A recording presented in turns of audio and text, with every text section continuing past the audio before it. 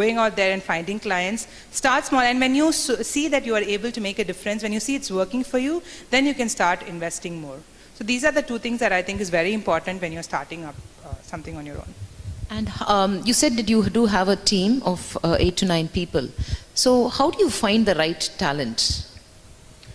How would I find? So it's more of the type of questions that they ask. Of course, how they look at the brand is one thing, and we train them. So we don't my community manager comes from a welding family. So her father is a welder, her mom is a homemaker. So she comes from one of the lower families, who are into that, who have not educated. She's come from a Tamil medium school and all of that, and she wants to learn. So we found that she was very passionate about learning. She wanted to communicate in English, and she wanted to do something different. She wanted to be in an office, and that's something that she wants. So that story, what she had, the passion that she had, made a difference, and we wanted to give her that opportunity.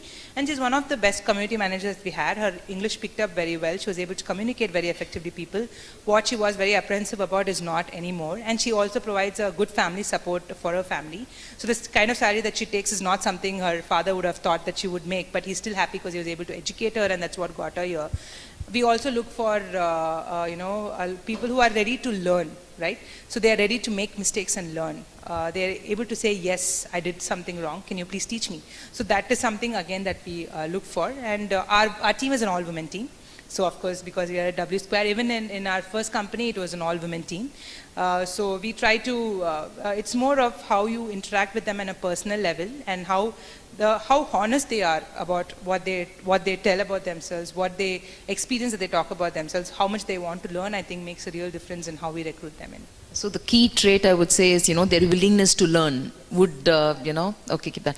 So, but how do you go about finding the talent? I mean, is there any place that you go look out, or how do you source them? So one is through Indeed. There's a platform called Indeed. So we run out a lot of resumes over there, and we get the right type of candidates that we are looking for. And of course, there's social media platforms. We search for profiles on LinkedIn. We search for profiles on social platforms to get people coming in. And we have colleges that call us up and are interested in campus placement, but we have not done campus placement before. We usually find, because we typically look for 2-3 candidates to get in, and we typically find them on social media who have a strong, good profile, and or on Indeed, where we get some good profiles coming in. So that's how we usually search, because we are also able to see a personal story behind it, and it's easier for us to relate to them and recruit them. Agreed. And again, coming back to the point, right, how important it is that we focus on our profile. We have to focus, we have to spend our time, we have to tell our story in our profiles, because there are people reading, wanting to reach out to us. So please focus on that.